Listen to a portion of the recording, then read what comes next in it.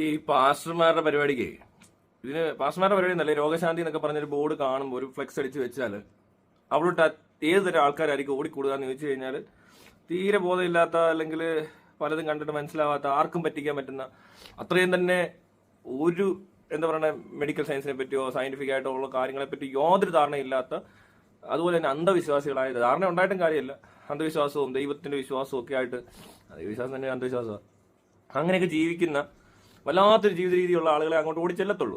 അല്ലാത്തവരൊക്കെ ആശുപത്രികളിലാണ് കൂടുതൽ കാണുന്നത്. എല്ലാ ആശുപത്രിയും ഫുള്ളുമാണ്, ശ്രദ്ധിച്ചറിയാം. അപ്പോയിന്റ്മെന്റ് കിട്ടാൻ പാടാണ്, അഡ്മിഷൻ കിട്ടാൻ പാടാണ്. രോഗികളുടെ എണ്ണം എന്ന് പറയുന്നത് ആശുപത്രികളൊന്നും എത്ര വേണമെന്നാലും തീരത്തില്ല, അത്രയും ആളുകൾ ആശുപത്രിയിലുണ്ട്. അതിനിടയിലാണ് ഇങ്ങനെ ഒരു പരസ്യം അടിച്ചു വിടുന്ന ഒരു കൂട്ടർ.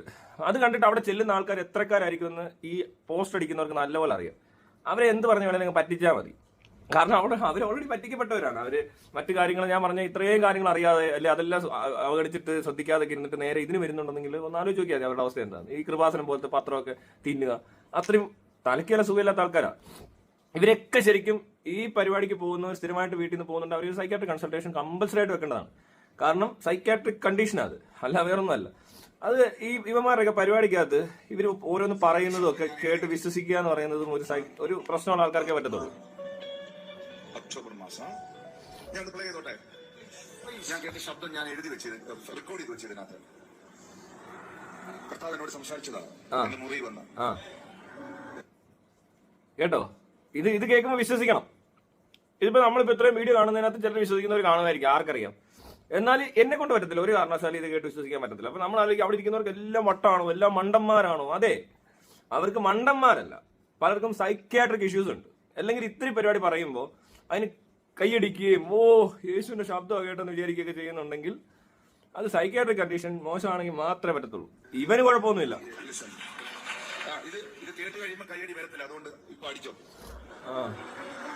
തമാശയാണ്, ഞാൻ ലൈക്ക് ചെയ്തു, അറിയാതെ പറ്റിയത്.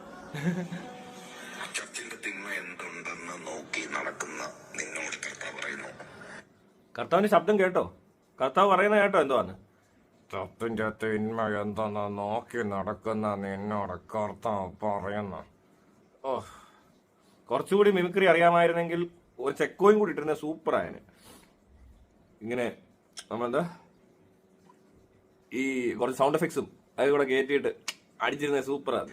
ചർച്ചിന്റെ കുറ്റം എന്തുണ്ട്, സഭയുടെ തിന്മ എന്തുണ്ടെന്ന് നോക്കി നടക്കുന്ന നിന്നോട് ദൈവം പറയുന്നു, നിന്റെ വീട്ടിൽ നിന്നും നിന്റെ തലമുറയിൽ നിന്നും തിന്മ മാറുകയില്ല. ചർച്ചിന്റെ കുറ്റം എന്തെന്നും അന്വേഷിച്ച് നടക്കുന്നവരുടെ കുടുംബത്തിൽ നിന്നും തിന്മ മാറുകയില്ല. ഒരു എക്കോയിട്ട് ഇത് കുറച്ചുകൂടി രസമാണ് കേൾക്കാൻ. അങ്ങനെയാണെങ്കിൽ ആരാ പറയുന്നതെന്ന് മനസ്സിലായോ? ആരാ പറയുന്നേ? യേശുവാ പറയുന്നേ. ആർക്ക് വേണ്ടി പറയുന്നേ? പാസ്റ്ററിന് വേണ്ടി പറയുന്നേ.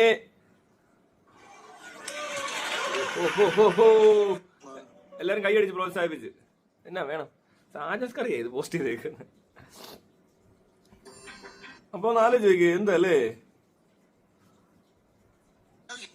ഇങ്ങനെയുള്ള ഓരോന്നൊക്കെ കാണിച്ചു കൂട്ടി ആളെ പറ്റിക്കാൻ പറ്റുന്നുണ്ട്.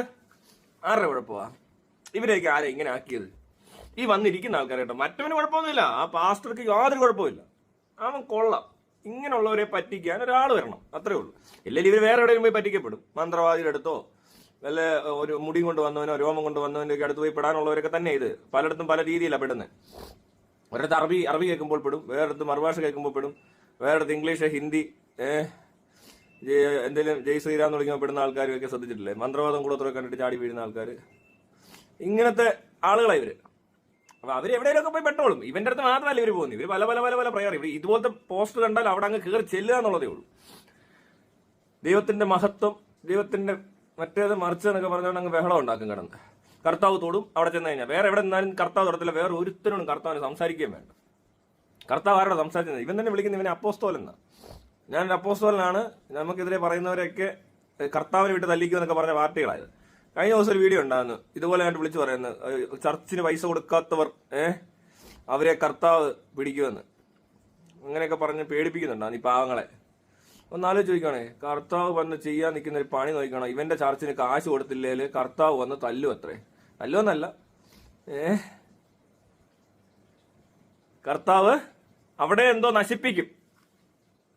ചർച്ചിന് കാശ് കൊടുക്കരുതെന്നൊക്കെ പറയുന്നവർ ഇവിടെ ഉണ്ടെങ്കിൽ അവർക്കിനി ജീവിതത്തിൽ സമാധാനം ഉണ്ടാകത്തില്ല.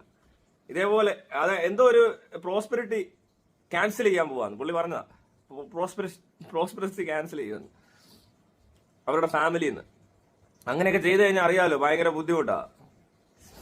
അതുകൊണ്ട് ഞാൻ കഴിഞ്ഞ ദിവസം ഒരു വീഡിയോ ഇട്ടിട്ടുണ്ട് അതിനെപ്പറ്റി തന്നെ. ഇവന്റെ തന്നെ സെയിം സാധനം, ഇവൻ തന്നെ ആള് പ്രോസ്പെരിറ്റി ഞാൻ ക്യാൻസൽ ചെയ്യുന്നു എന്നൊക്കെയാ പറയുന്നത്. എങ്ങനെ ഇങ്ങനെയൊക്കെ പറയാൻ പറ്റുമെന്ന്? ഒരാളെ നശിപ്പിക്കണം, അല്ലെ ഒരാളെ സന്തോഷം കാണണം, സമാധാനം കാണണം എന്ന് പറയുമ്പോൾ അതിന് യേശുവിന് ഇതൊക്കെ പറ്റുമോ? ദൈവത്തിന് പറ്റുമോ?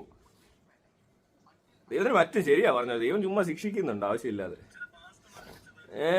എന്തൊക്കെയോ പറഞ്ഞു പറ്റും അല്ലെ? അങ്ങനെ ദൈവം ചെയ്യുന്നുണ്ട്. ക്രൂരമായ പീഡനങ്ങളാ. കൊച്ചു കുഞ്ഞുങ്ങൾക്കൊക്കെ ക്യാൻസറും കണ്ണ് കാണാതെയും കൈകാലാവതില്ലാതെയും പല ജനറ്റിക്കൽ ഡിസോർഡർ ഒക്കെ ജനിക്കുന്ന കുട്ടികൾക്ക് ഉത്തരവാദിത്വം ശരിക്കും ദൈവത്തിന്റെയാണ്, അല്ലാതെ മനുഷ്യൻ ചെയ്യാൻ അതിനകത്ത്. അപ്പൊ അത്രയും ക്രൂരനായ ദൈവം ചിലപ്പോൾ ഇതൊക്കെ ചെയ്യുമായിരിക്കും അല്ലേ? ദൈവം അതിക്രൂരനായതുകൊണ്ട് ഇവൻ പറഞ്ഞാൽ ചിലപ്പോൾ ക്രൂരതയല്ലേ, വാ ചെയ്തേക്കാം, ഒരുത്തനെ ഒന്ന് നശിപ്പിക്കാൻ അവൻ പറയുന്നത്. എങ്കിൽ പിന്നെ ഇന്ന് നശിപ്പിച്ചിട്ടുള്ള കാര്യമുള്ളൂ, രക്ഷിക്കാനോ പറ്റത്തില്ല. അപ്പൊ പിന്നെ പീഡിപ്പിച്ചേക്കാന്ന് കരുതിക്കാണ്. പീഡിപ്പിക്കുന്ന എളുപ്പമോ? എന്തെങ്കിലും അസുഖമോ വല്ല കൊറോണ പോലത്തെ വൈറസോ ഒക്കെ പടർന്നു പിടിച്ചു കഴിഞ്ഞാൽ പ്രാർത്ഥിച്ചാലൊന്നും രക്ഷിക്കാൻ പറ്റത്തില്ല. അതേസമയം ഈ കൊറോണ വളർത്തുക എന്ന പണി ദൈവം ഏറ്റെടുത്താൽ എളുപ്പമാണ്. ഇവന്മാരുടെ ഇടയിൽ ഒത്തിരി പേരെ കൊല്ലുകയും ചെയ്യാം. ശിക്ഷയാന്ന് പറഞ്ഞാൽ ചോദിച്ചു കഴിഞ്ഞാൽ അതായിരിക്കും ചിലപ്പോൾ ദൈവത്തിന് താല്പര്യം. അതുകൊണ്ടായിരിക്കും ഇവനൊക്കെ പറയുന്നത് കേൾക്കുന്നത്. ഇവനൊക്കെ ഇത്രയും ആളെ കൂട്ടാൻ പറ്റുന്നത് അതുകൊണ്ടായിരിക്കും. ഈ ശത്രുക്കളെ ശത്രു സംഹാര മോഹൻലാൽ കേൾക്കണ്ട, പോവും അങ്ങോട്ട് തള്ളിക്കേറി. യേശുവിനെ കൊണ്ട് മറ്റവരെ ഒന്നും ഇല്ലാണ്ടാക്കി തരാൻ പറയുമെന്നൊക്കെ ചോദിക്കുന്നത്. ഒരു അമ്പലത്തിൽ പോയി ചെന്ന് ചാടുന്ന കണ്ട്. ഇതുപോലത്തെ അലവലാതി ആൾക്കാരുണ്ട്, ഇങ്ങനത്തെ വിവരം കെട്ട അന്ധവിശ്വാസികളായ താരം താഴ്ന്ന ചിന്താഗതിയുള്ള ഊള പാർട്ടീസിനെ ഇതിന് പോകാൻ പറ്റത്തുള്ളൂ. അല്ലാത്തവർക്ക് പോകാൻ പറ്റത്തില്ല. അല്ലാതെ ആർക്ക് ഇതിന് പോകാൻ പറ്റത്തില്ല. അല്ലാത്ത നോക്കട്ടെ, വീഡിയോ നോക്കാം.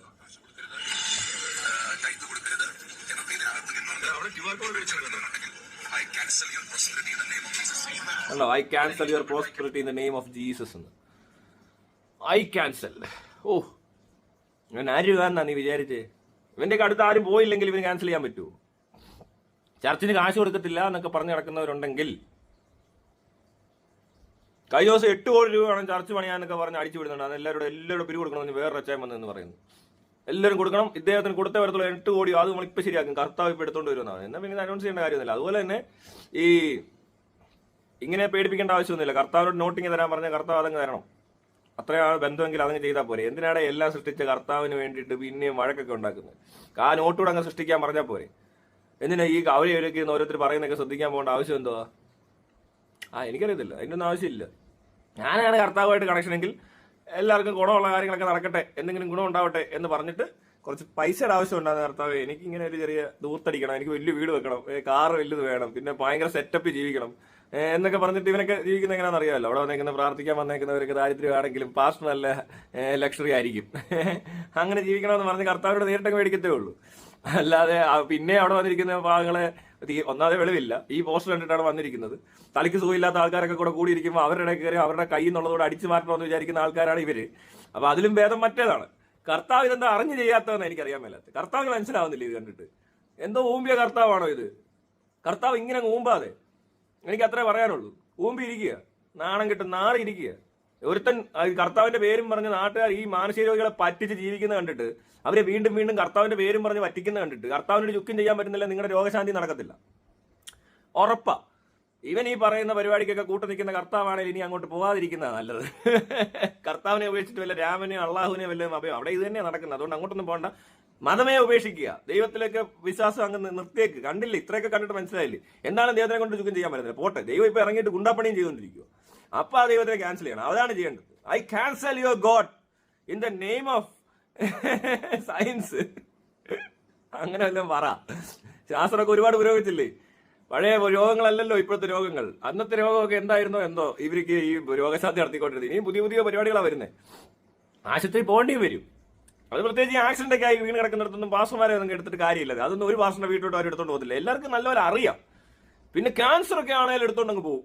ഓ, ക്യാൻസർ പ്രാർത്ഥിച്ചാൽ മാറും. പക്ഷെ ആക്സിഡന്റ് കേസ് വരുന്നവരെ പ്രാർത്ഥിച്ച് കൂട്ടി യോജിപ്പിക്കാനൊന്നും പറ്റത്തില്ല. ആ ഒരു സെൻസ് വർക്ക് ചെയ്യാത്തവരെല്ലാം ഈ അന്ധവിശ്വാസികളാണ്. അവരിതിൽ പോവും. ഇത്രയും കാര്യം മനസ്സിലാവുന്നില്ല, പിന്നെ രോഗശാന്തിക്ക് പോകാതിരിക്കേണ്ട കാര്യം എന്താ? സിമ്പിൾ അല്ലേ? കണ്ണു കാണാത്ത ആൾക്ക് കാഴ്ച നൽകി. എവിടെ? ചുമ്മാ പറ്റിക്കുക. ആരാണ്ട് കണ്ണ് കാണുന്നത് ഇങ്ങനെയൊക്കെ വന്ന് നിന്നിട്ട് ഇങ്ങനെ കാണിക്കുമ്പോൾ ക്ലിയർ ആയി, ഓക്കെ ആയി. ചെവി കേൾക്കാത്തൊരു പെണ്ണിനോട് ഒരാൾ സംസാരിച്ചിട്ടുണ്ട്, ഒരു കള്ള പാസ്റ്റർ. കേൾക്കുക, അവർക്ക് ചെവി കേൾക്കത്തില്ലെന്നൊക്കെ അവള് പറയുന്നത്. കേൾക്കുന്നുണ്ടോ? ഇല്ലെന്ന്. ഒട്ടും കേൾക്കുന്നില്ലേ? ഒട്ടും കേൾക്കുന്നില്ല എന്ന് പറഞ്ഞ ടീമൊക്കെ ഇത്. കണ്ണ് കാണത്തില്ല എന്ന് പറഞ്ഞാൽ പിന്നെ എളുപ്പമാ. ഒന്നും കാണുന്നില്ല, ഇങ്ങനെയൊക്കെ കാണിച്ചപ്പോ ഇല്ല ഒന്നും കാണുന്നില്ല എന്ന് പറയാൻ വേണേ. എന്നാൽ പോലും പറ്റത്തില്ല. ചിലപ്പോൾ ഇങ്ങനെയൊക്കെ കാണിക്കുമ്പോഴേ വന്ന് പറയും ഇല്ല ഞാനൊന്നും കണ്ടില്ലെന്ന് പറയും, ചോദിക്കുന്നതിന് മുമ്പ്. അത്രയും തരം താന്ന പറ്റിക്കൽ ടെക്നിക്സുമായിട്ട് നടക്കുന്ന ആളുകളാണ് ഈ പാസ്റ്റർമാർ. അവർക്ക് അത്രയും ആൾക്കാരെ തന്നെ മതി. ഈ പൊട്ടത്തരം കണ്ടിട്ട് മനസ്സിലാകുന്നില്ലെങ്കിൽ കാര്യങ്ങൾ എളുപ്പമായെന്നുള്ളതാണ് അതിനകത്ത് മനസ്സിലാവുന്നത്. അപ്പൊ നിങ്ങളുടെ വീട്ടിലോ പരിചയത്തിലോ ആരെങ്കിലും ഇങ്ങനെ സ്ഥിരമായിട്ട് പാസ്റ്റർമാരുടെ പരിപാടി, പള്ളിയിൽ ഇങ്ങനത്തെ അഭ്യാസങ്ങൾ, പ്രാർത്ഥിക്കുകയോ ദൈവത്തെ ചിന്തിക്കുകയോ ഒക്കെ ചെയ്തിട്ട് എവിടെയൊക്കെ ഇരുന്ന് മൂലയ്ക്കിരുന്നാൽ കുഴപ്പമില്ല. ഈ പറഞ്ഞ അസുഖം മാറും, പ്രോസ്പെരിറ്റി ഉണ്ടാവും എന്നൊക്കെ പറഞ്ഞുകൊണ്ട് നടക്കുന്ന ആളുകളുണ്ടെങ്കിൽ ഒരു സൈക്കാട്രിക് കൺസൾട്ടേഷൻ ഉറപ്പായിട്ടും വെച്ചാൽ ചിലപ്പോൾ അവരുടെ ഒത്തിരി പൈസ ലാഭിക്കാം. അവരുടെ നമ്മളെല്ലാം എന്തിനാ ഇവർ പേടിക്കുന്നത്? സൈക്കാട്രിക് എന്തിനാ പേടിക്കുന്നത്? ഒന്നുമില്ല, കുറച്ച് കുറഞ്ഞിരിക്കും, മറ്റേന്ന് പറഞ്ഞാൽ കൂടിക്കൊണ്ടിരിക്കും. കുറച്ചുകൂടി കൂടിക്കഴിഞ്ഞാൽ പിന്നെ ഇത് അടുത്ത ലെവൽ സൈക്കാട്രിസ്റ്റ് അടുത്ത് എത്തും. വേറെ കാരണങ്ങൾ പറഞ്ഞായിരിക്കും എത്തുന്നത്. പക്ഷെ ഇത് തുടങ്ങുമ്പോഴേ ഇത് അറിയാൻ പറ്റും. ഇവർക്ക് കൺസൾട്ടേഷൻ അവിടെ ഇത്രയും പൈസ ആകത്തുള്ളൂ, കുറച്ചുകൂടി നമുക്ക് ട്രസ്റ്റ് ചെയ്യാൻ പറ്റും. പിന്നെ മെഡിക്കൽ മാഫിയ മറ്റേ മാഫിയ എന്നൊക്കെ പറഞ്ഞ് പറ്റിക്കുന്ന പരിപാടിയൊന്നും അങ്ങനെ അത്രയും അങ്ങോട്ട് എടുക്കാതിരുന്നു കഴിഞ്ഞാൽ നമുക്ക് എല്ലാവർക്കും പോകേണ്ടി വരും. എല്ലാവരും പോകുന്നുണ്ട്, ഒരുപാട് പേരായി, കൂടുതൽ പേരും ആ ഓപ്ഷനാണ് ചൂസ് ചെയ്യുന്നത്. പിന്നെ എന്തുകൊണ്ട് നമ്മൾ മാത്രം എന്ന് ചോദിച്ചാൽ നമ്മുടെ തലയ്ക്കകത്ത് ഈ സാധനം ഉള്ളത് കൊണ്ട് എടുക്കാൻ പറ്റത്തില്ല. കാരണം അന്ധവിശ്വാസം മറ്റേ മണ്ഡലം കേട്ട ഇവർക്ക് ഭയങ്കര ഇഷ്ടമാണ്. മെഡിക്കൽ മാഫിയ, ഈ മരുന്നിലെല്ലാം സൈഡ് എഫക്ട്സ് ആണെന്നൊക്കെ എന്നൊക്കെ പറഞ്ഞിട്ട് കുത്തിയിരിക്കുന്നവർക്ക് ഇത് ഭയങ്കര താല്പര്യം ഉണ്ടാവും. അത്രയും പാർട്ടികളാണ് ഇത്, മനസ്സിലായോ? ഒരു ശാസ്ത്രബോധവും ഇല്ല, സാമൂഹ്യ ബോധവും ഇല്ല, വെളിവും ഇല്ല. എന്തോ ഒരു അന്ധവിശ്വാസം പ്രചരിപ്പിച്ചാൽ അത് കേട്ടോണ്ടിരിക്കും, ഹാലുസിനേഷൻ ഉണ്ടാവും. പിന്നെ ഇങ്ങനത്തെ ഈ എന്താ പറയണ്ടേ, സൈക്കോസൊമാറ്റിക് ഡിസോർഡേഴ്സ്, തലവേനയുണ്ട്, മടുവേനയുണ്ട്, മറ്റേ വേനയുണ്ട്, വയറിനകത്ത് വേന ഉടനെ കർത്താവ് വന്ന് തൊടുമ്പോൾ ഉടനെ എല്ലാം മാറി തുള്ളിച്ചാടി നടക്കുന്ന സൈക്കോസൊമാറ്റിക് ഡിസോർഡേഴ്സ് ഉള്ള ആൾക്കാർ, അവർക്കൊക്കെ ഇത് പറ്റത്തുള്ളൂ. ഈ സൈക്കോസൊമാറ്റിക് പ്രശ്നങ്ങളൊന്നും അങ്ങനെ മെഡിക്കൽ സയൻസ് മരുന്ന് കൊടുത്ത് ക്യൂർ ചെയ്യാൻ പറ്റത്തില്ല. ഇവർക്ക് ഇല്ലാത്തൊരു വേന അവർക്ക് ക്യൂർ ചെയ്യാൻ പറ്റത്തില്ല. അത് തലയ്ക്കകത്തായിരിക്കണം. അപ്പോൾ സൈക്കാട്രിസ്റ്റിനെ കൺസൾട്ട് ചെയ്താൽ ഇവിടെ കുറച്ച് കൊടുക്കും. അതിനുള്ള പരിപാടികൾ ഈ പ്ലാസിബോ എഫക്ട് എന്നൊക്കെ പറഞ്ഞ് ചില മരുന്നൊക്കെ ചുമ്മാ വിറ്റമിൻ ടാബ്ലറ്റ്സ് കൊടുത്താൽ ചിലരുടെ വയറ്റ് വേനൊക്കെ മാറാറുണ്ട്. ഞങ്ങളുടെ അടുത്തൊരുത്തം പണ്ട് കണ്ടത്തിൽ മീൻ തപ്പി ഇറങ്ങിയിട്ട് അവന്റെ ആസനത്തിൽ കൂടെ അട്ട കയറി പോയെന്ന് പറഞ്ഞിട്ട് അവൻ ആശുപത്രി പോയി പറഞ്ഞു അട്ട ഗുളിക വേണമെന്ന്. അപ്പോൾ ഡോക്ടർ പറഞ്ഞ് കുഴപ്പമില്ല, ഞാൻ വേറെ കുറച്ച് മരുന്ന് തരാം, കുറച്ച് കാൽഷ്യം മൾട്ടിവിറ്റമിൻ ടാബ്ലറ്റ്സ് ഒക്കെ എഴുതി കൊടുത്തു. ഇത് കഴിച്ചിട്ട് പുള്ളിക്ക് ഒരു സമാധാനം കിട്ടുന്നില്ല. അപ്പോഴാണ് അവിടെ നിർത്തം പറഞ്ഞത് നീ കുറച്ച് ഉപ്പ് കലക്കി കുടിക്കാൻ പറഞ്ഞു. ഈ അളിയൻ പോയി നല്ലപോലെ അങ്ങ് ഉപ്പ് കലക്കി കുടിച്ച് മത്ത് പിടിച്ച് ഇങ്ങനെ വല്ലാണ്ടായി, ഹൈ പ്രഷറൊക്കെ ആയിപ്പോയി. ഇങ്ങനെ വന്ന് ഇരിക്കുക. അവൻ ഇച്ചിരി കുഴപ്പമുള്ള ആളാ. എന്നിട്ട് പറയുക ഇപ്പൊ ഒരു സുഖം ഉണ്ടെന്ന്. കാരണം ഈ വയറ്റിനകത്ത് അട്ട കയറി പെറ്റ് പെരുകി പ്രശ്നമാകുമെന്ന് പറഞ്ഞിട്ട് ആ പുള്ളി വിശ്വസിക്കുന്നത്. അവിടെ തെറ്റി. ഇവന്റെ ആസനത്തിൽ കൂടെ അങ്ങ് മണ്ട വരെ അട്ട കയറി പോയി അവിടെ ഇരിക്കും എന്ന് പറഞ്ഞിടത്തും പ്രശ്നമുണ്ട്. പിന്നെ അങ്ങനെയൊക്കെയുള്ള കഥകൾ ചിലതൊക്കെ കേട്ടിട്ടുണ്ട്. അത് ഗർഭിണി ആയെന്നോ പെണ്ണിന്റെ വയറിനകത്ത് അട്ട കയറി പ്രസവിച്ച് അങ്ങനെയൊക്കെ ആയെന്നൊക്കെ പറഞ്ഞുകൊണ്ട് കഥയൊക്കെ ഉണ്ട്. ശരിയായിരിക്കാം. പക്ഷെ എന്ന് പറഞ്ഞുകൊണ്ട് ഇയാൾ ഇപ്പൊ ചെയ്ത ഈ പണി എന്തോ, വയറ്റിൽ കയറി ഇരുന്ന അട്ട ഉരുകി തീരത്തേ ഉള്ളൂ. അതിനകത്ത് ആ അട്ടയ്ക്ക് ജീവിക്കാനുള്ളൊരു സാഹചര്യം ഇല്ല. അപ്പോ ഇയാൾ കയറി ഉപ്പുവെള്ളം കുടിച്ച് അങ്ങനെ കിറിഞ്ഞിരുന്നിട്ട് പറയും ഇപ്പൊ ഒരു സുഖം ഉണ്ടെന്ന് പറയുന്ന പോലത്തെ ആൾക്കാരാ ഇവര്. അവിടെ തൊട്ട് റോങ് ആണ്. അവർക്ക് പിന്നെയും ആ മറ്റേ സ്ഥലത്തൊന്നും പോയാൽ സാറ്റിസ്ഫാക്ഷൻ കിട്ടത്തില്ല. ഡോക്ടർ പറഞ്ഞിട്ട് വിശ്വസിച്ചില്ലല്ലോ, ഡോക്ടർക്ക് വേറെ ഒന്നും ചെയ്യാനും ഇല്ല. പക്ഷെ അയാൾ കണ്ട് മനസ്സിലാക്കിയല്ലേ എന്തെങ്കിലും പൊട്ടത്തിലുണ്ടാവും. ഈ ഉപ്പ് പുറത്ത് വെച്ച് അട്ടയുടെ ദേഹത്തിടുമ്പോൾ അട്ട അത്ത് പോകുന്നു. അപ്പോൾ ഈ അട്ടയുടെ ദേഹത്ത് വയറ്റിലോട്ട് ഉപ്പ് ചെന്ന് കഴിഞ്ഞാൽ അട്ട ചോര തുപ്പി വയറ്റി ചത്ത് പിറ്റേ ദിവസം രാവിലെ അപ്പിട്ട് പോകുന്നു. എങ്ങനെയുണ്ട്? ഇമാതിരി ബുദ്ധിയുള്ള ആളുകൾ എല്ലാവരും അവിടെ കാണും. അതിനിടയിൽ ഇതൊക്കെ പറയുന്നതുകൊണ്ട് ഒരു കുഴപ്പമില്ല. ഏത് I cancel your prosperity in the name of God, in the name of Jesus. കർത്താവിന്റെ ശബ്ദവും കേൾപ്പിച്ചു കൊടുത്തു. എന്തോ ചെയ്യേണ്ടതെന്ന് പറ. പോയി പണിയെടുത്ത് ജീവിക്കടാ നാറിയെന്നാ കർത്താവ് ഇവരെ വിളിച്ച് രാത്രി വന്ന് പറയണ്ടേ. ആൾക്കാരെ പണിയെടുത്തില്ലെങ്കിലും കുഴപ്പമില്ല, ഈ ആൾക്കാരെ പറ്റിച്ച് ജീവിക്കടാ തെണ്ടി എന്ന് പറയും അല്ലേ. ആരെയൊക്കെ സഹായത്തിൽ ജീവിച്ചാൽ കുഴപ്പമില്ല. വയ്യാതൊക്കെ ആയി കഴിഞ്ഞാൽ പലരും പലരെ സഹായിക്കുകയൊക്കെ ചെയ്യും. പക്ഷെ ഇതെന്ത് തരം ജീവിതമാണ്? അങ്ങനെ ജീവിക്കരുതെന്നല്ലേ കർത്താവ് ഇവനോട് ആദ്യം പറയത്തുള്ളൂ. ഈ പാവപ്പെട്ട മനുഷ്യരെ പറ്റിക്കരുതെന്ന് കർത്താവ് എന്താ പറയാത്തേ? കർത്താവ് ഇവന് കാശുണ്ടാക്കി കൊടുക്കാൻ വരുന്നവനായിട്ട് ഇതെന്തോ ഇത്? നേരത്തെ ഒരുത്തിന് കോടികൾ കൊണ്ട് ലോൺ പാസ്സാക്കി കൊടുത്തു. ഇതെന്ത് കർത്താവാ ഇത്? ഇത് എവിടുത്തെ കർത്താവാ? നിങ്ങളെല്ലാം പുതിയൊരു കർത്താവിനെ ഉണ്ടാക്കി ഇവിടെ പുതിയതായിട്ട്. പഴയ കർത്താവ് ഇങ്ങനൊന്നും അല്ല. അയാൾക്ക് സമ്പാദ്യവും ഇല്ല, എന്നൊരു പഴവും ഇല്ല, അവസാനം നാട്ടുകാർ അടിച്ച് കുറിച്ച് തറച്ച് കൊന്നു, ഒന്നും കൊണ്ടുപോയും ഇല്ല. പുള്ളിയെ കൊണ്ട് പറ്റുന്ന കാര്യങ്ങളൊക്കെ ചെയ്ത് കാണിച്ചു, കുറെ പരിപാടിയൊക്കെ പറഞ്ഞു കൊടുത്തു. ഇങ്ങനെ ചെയ്യരുത്, അങ്ങനെ ചെയ്യരുത്. അത് ശരിയാ പറഞ്ഞത്. പലതും ചെയ്യാൻ പാടില്ലാത്ത കാര്യങ്ങൾ തന്നെ യേശു പറഞ്ഞിട്ടുള്ളത്. അതിലൊക്കെ അംഗീകരിക്കുന്നു. അതൊക്കെ എനിക്ക് ഇഷ്ടമാണ്. ഈ പറഞ്ഞ നല്ല കാര്യങ്ങൾ ഒത്തിരി ഉണ്ട്. അത് എല്ലാ ബൈബിളിലും ഖുർആനിലും ഭഗവത്ഗീതയിലും ഒക്കെ കാണും. അത് കൊള്ളാവുന്നതാണ് മനുഷ്യത്വം. അതായത് ഹ്യൂമാനിറ്റി വിട്ടിട്ടുള്ള ഒരു പരിപാടി ഇല്ലാത്ത ഏത് വചനവും നമ്മൾ എടുക്കും. അത് ആര് പറഞ്ഞാലും എടുക്കും. അതിനി ബില്ലാദം പറഞ്ഞാലും എടുക്കും, സദാം ഹുസൈൻ പറഞ്ഞാലും എടുക്കും. ഇനി വേറെ ഏതെങ്കിലും വേറെ ഏതാ ഈ മറ്റേ ഐസിസിനകത്തുള്ള ഏതെങ്കിലും തലവൻ വന്ന് പറഞ്ഞാലും നല്ലതാണ് പറയുന്നതെങ്കിൽ നമ്മൾ അതങ്ങ് എടുക്കും. അത്രേ ഉള്ളൂ. ഇനി അത് പറഞ്ഞില്ലെങ്കിലും ചിലപ്പോൾ നമുക്ക് തോന്നും ഇങ്ങനെ ചെയ്യരുത്, അല്ലേ? അതൊക്കെ കൊള്ളാം. ഇതെന്ത് ഇതാര് പറഞ്ഞു? ഇത് ഇങ്ങനൊരു ദൈവം ഉണ്ടോ? ഈ ദൈവം എന്താ ഇങ്ങനെയൊക്കെ പറയുന്നു വന്നിട്ട്? അത് ഇവര് ചർച്ച വഴിയാ കാശ് കൊടുക്കണമെന്ന് നാട്ടുകാർ. എന്നാ പിന്നെ കർത്താവ് നേരിട്ട് ഇത്രയും ലോകം മുഴുവൻ ഉണ്ടാക്കി. ഈ മൈരേനെ സൃഷ്ടിച്ച കർത്താവിന് സ്തുതി. പാട്ട് അങ്ങനെ ആക്കണം. ഈ തെണ്ടിയെ സൃഷ്ടിച്ച കർത്താവിന് സ്തുതി. അതുപോലെ തന്നെ ഈ പള്ളിയെ സൃഷ്ടിച്ച കർത്താവിന് സ്തുതി. ഈ ഭൂമിയും ലോകം മുഴുവൻ ഉണ്ടാക്കിയ ദൈവത്തിനോട് ദൈവം ആ കാശിറക്കുന്നത്. അത് ചിന്തിക്കാനുള്ള ബോധമാർക്ക് വേണ്ടേ? എന്നാ പിന്നെ ദൈവമേ ആ പള്ളിയൊക്കെ പണിതേക്ക്, full facility, centralised AC, speaker, theatre setup with balcony, ഇതങ്ങ് ഉണ്ടാക്കിയാൽ പോരെ? കറണ്ട് കൂടെ അങ്ങ് ഉൽപ്പാദിപ്പിക്കാൻ പറ കർത്താവിനോട്. അതുകൊണ്ട് കറണ്ട് ചാർജ് കൊടുക്കണ്ട, രാവിലെ കയറി ഇതിനകത്ത് ഇരുന്നേച്ചാൽ മതി. എന്നിട്ട് അങ്ങ് മറ്റേ വെള്ളം വീഞ്ഞാക്കിയ പോലെ എന്തെങ്കിലും കല്ലുമണ്ണം വെച്ചിട്ട് അതങ്ങ് വല്ല പൊറോട്ട ബീഫോ ഒക്കെ ആക്കി അതും അങ്ങ് തിന്ന്. ശേടാ അതും വേണ്ട, കല്ലുമണ്ണൊക്കെ എന്താ ചുമ്മാ പോയി അങ്ങനെയും കാണിക്കത്തില്ല. ഇങ്ങനെ ഒന്നും ചെയ്യണ്ട. അയ്യോ തന്നെ ഇങ്ങനെ വരും തോന്നുമ്പോ നമുക്ക് വിശക്കുമ്പോ കർത്താവ് ഫുഡിങ് വായിലോട്ടിട്ട് ആഹാ വിശപ്പിക്കുന്ന പോലും ഇല്ലെന്ന് അവിടെ കയറി കഴിഞ്ഞാൽ. പക്ഷെ എന്തൊരു ഗതികേടാന്ന് നോക്കണം. ചിന്തിച്ചു കഴിഞ്ഞാലുണ്ടല്ലോ കോമഡി അത്. കർത്താവിനെ സ്തുതിക്കാൻ കെട്ടിടം പണിയുന്നു, അതിന് 8 കോടി സ്തുതിക്കാൻ വരുന്നതിന് മേടിച്ചിട്ട് വളർന്നിട്ട് പിന്നെയും കർത്താവിനെ പ്രൈസ് ചെയ്യുന്നു. ഏത് ആദ്യം നമ്മൾക്ക് വരുന്ന രോഗങ്ങൾക്ക് നന്ദി പറയണം. മനസ്സിലായോ? എനിക്ക് ഈ രോഗം തന്ന കർത്താവിന് നന്ദി എന്നാരും പറയുന്ന കേട്ടിട്ടില്ല.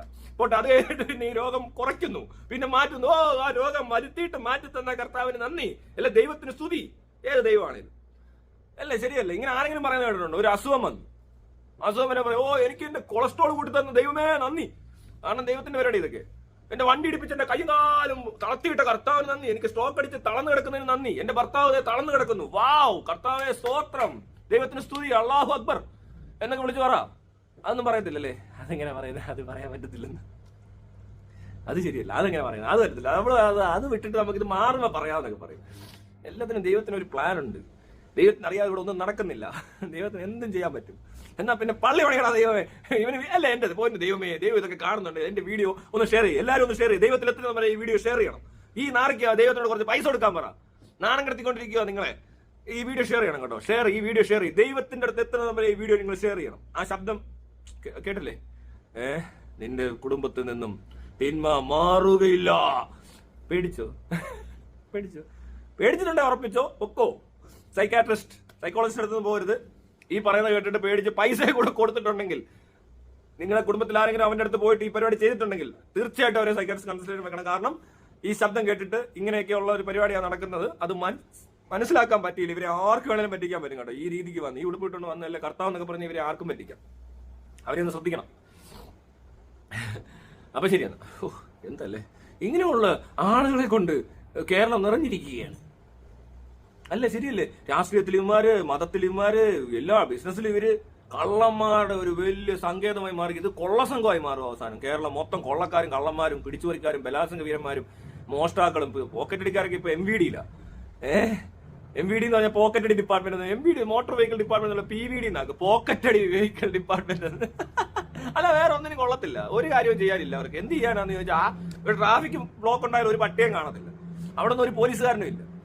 ഇവിടെ വെള്ളം പൊങ്ങി, അവിടെ ഒരു പോലീസുകാരനെ കാണത്തില്ല. അവിടെ കൂടെ എവിടെ കൂടിയുള്ള ഇതുവഴി പോകണം, അങ്ങോട്ട് ഇങ്ങോട്ട്. നാട്ടുകാരിൽ നിന്ന് ട്രാഫിക് കൺട്രോൾ ചെയ്യുന്ന സ്ഥലങ്ങളാണ് ഞാൻ എത്ര എടുത്ത് കാണിച്ചു തന്നു വീഡിയോക്കകത്ത്. പക്ഷെ ഇവരെ കാണാൻ പറ്റും. ഇവർ വളവിന് പാത്ത് നിന്നിട്ട് ഇങ്ങനെ പിടിച്ച് പോക്കറ്റിൽ നിന്ന് ഇങ്ങനെ പൈസ അടിക്കാൻ നിൽക്കുന്നിടത്ത് മാത്രമേ ഇവരെ ഇപ്പൊ കാണുന്നുള്ളൂ. വേറെ ഒരിടത്തും ഇവരെ കാണുന്നില്ല. എന്തെങ്കിലും പ്രശ്നം ഉണ്ടായപ്പോൾ പോലീസിനെ കാണുന്നില്ലെന്ന് എല്ലാം കഴിഞ്ഞ് 1 മണിക്കൂർ കഴിയുമ്പോൾ വരുന്നത്. അതാണ് സെറ്റപ്പ്. അതേസമയം പിടിച്ചു മേടിക്കാൻ, പിടിച്ചു പറിക്കാൻ, പോക്കറ്റ് അടിക്കാൻ അല്ലേ? ശ്രദ്ധിച്ചിട്ടില്ലേ? അതൊരു തെണ്ടിത്തരവാ. അത് ഇതുപോലത്തെ വേറൊരു ഗ്രൂപ്പാ. കാക്കിയിട്ട കള്ളന്മാർ, മറ്റേ ലോഹയിട്ട കള്ളന്മാർ, മറ്റേ തൊപ്പി വെച്ച കള്ളന്മാർ, പിന്നെ ആരൊക്കെയാ? എല്ലാം കള്ളന്മാര്. എവിടെ തിരിഞ്ഞാലും കള്ളന്മാർ. അയ്യോ എങ്ങനെ ഇറങ്ങി പുറത്തിറങ്ങി നടക്കും സാധാരണക്കാർ.